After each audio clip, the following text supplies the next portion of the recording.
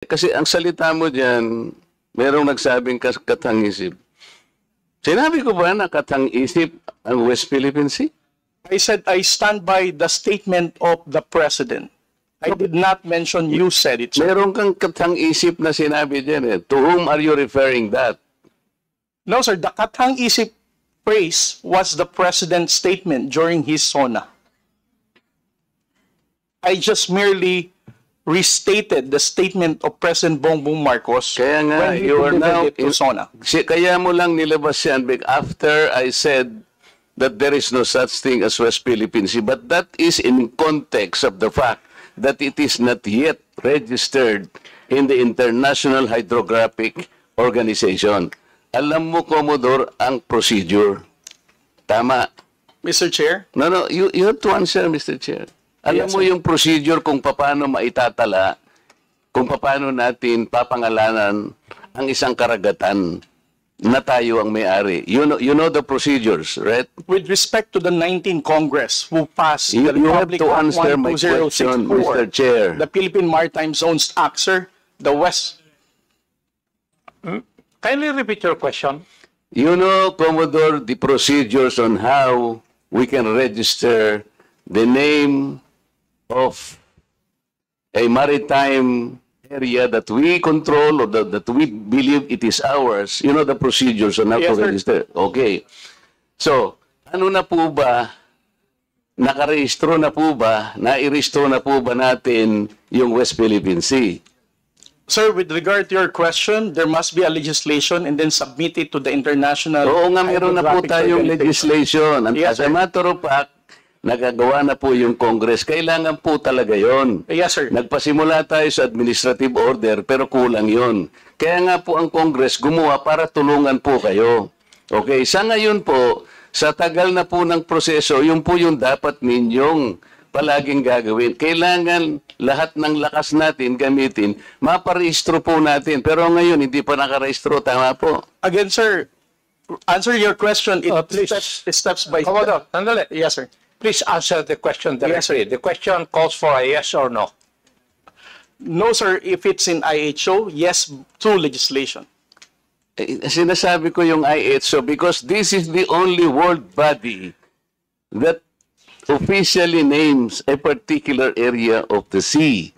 Kaya sa konteksto po ng pinag-uusapan natin, kaya ko lang nasabi, sapagkat hindi pa po nakatala, we need the international community to recognize a part of our own. Yun lang po ang punto doon, Mr.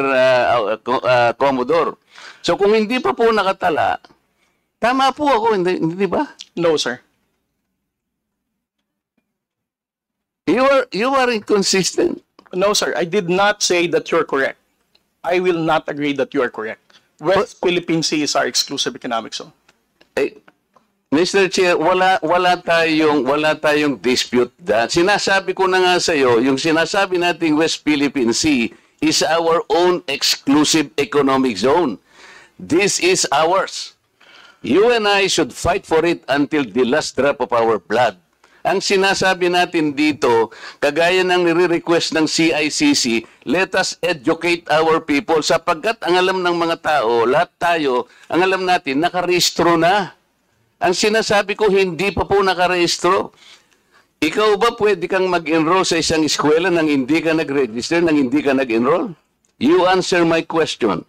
Of course, sir, there is a Kaya nga eh. legislation. Kaya hindi pa nakarehistro, Mr. Chair. This is the only point. Let us not create a mountain out of molehill.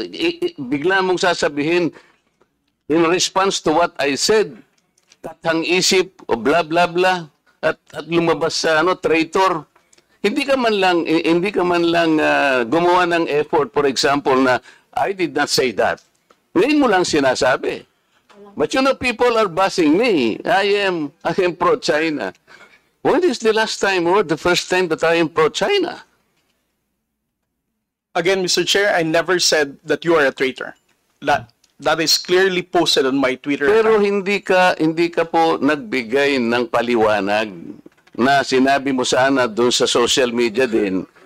Bakit nyo ina-ascribe sa akin na sinabi ko na traitor si Kong Marcoleta? I did not say that. It is only now that you are explaining na wala kang sinabi. But kumalat na sa social media, kaya nga tayo nandito. These are the excesses and the abusiveness of social media, Mr. Chair. Nangyari na. Kahit na ilang libong mag-explain ka dito, yung tao narinig na nila na ikaw ang nagsabi. Because meron ka pang litrato dun eh.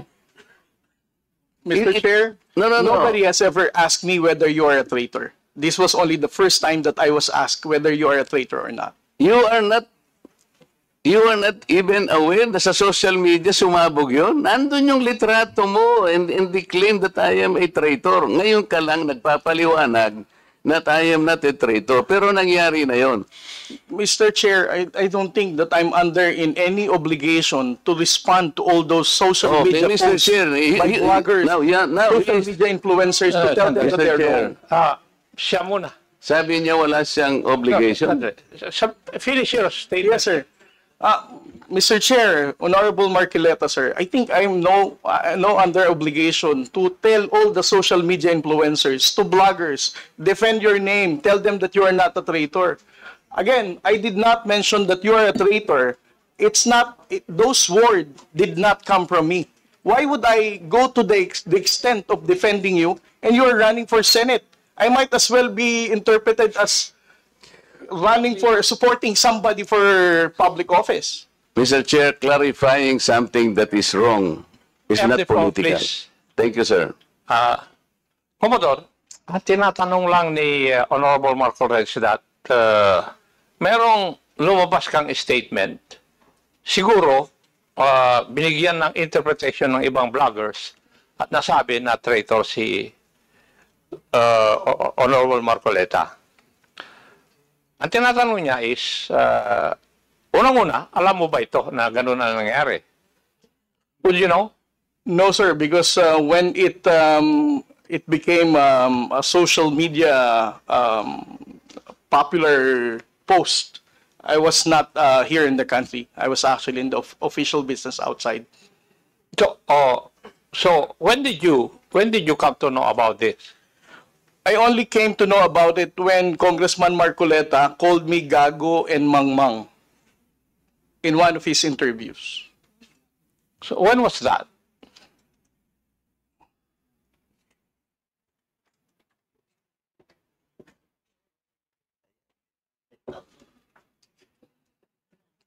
During his interview last February 10, huwag tayong magpagago at magpaka-ignorante katulad ng Commodore na yan. So, at that point in time, ang tinatanong kanina ni Honorable Marcoleta na merong misinterpretation doon sa iyong statement sa social media. Yes, sir. And you did not bother na i-correct man lang yun. Yun ang dinadrive ni Honorable Marcoleta kanina pa. Yes, sir. So, please answer that question. You did not do anything. I did not do anything, sir. Okay. Why? Why did you not do anything? It's because, sir, if I'm going to keep on defending because one... No. Yeah. You are not supposed Yes. to defend me. Yes, sir. Because If as I it is said... true, Mr. Chair, that he did not call me traitor, but it continues to be there and to be consumed by the public through the social media. I think it is his responsibility to deny it if it did not come from him. That is all I was asking. And I think this is not too big for him to do.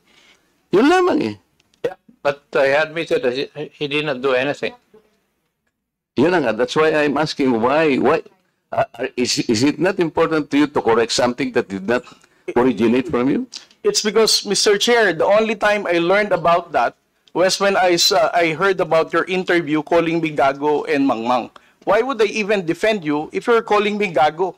As a commissioned officer of the Philippine Coast Guard, being a spokesperson, calling me Mangmang, not knowing what I'm saying. But actually, if you will read that context, How would I even the defend act you? of doing it Sandali, is the one that dapat is sagutin mo gago. muna Di siya. ba? Yung ganon, not necessarily the person eh.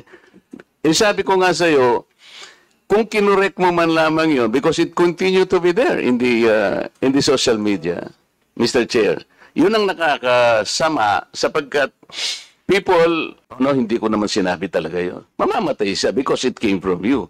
Pero pag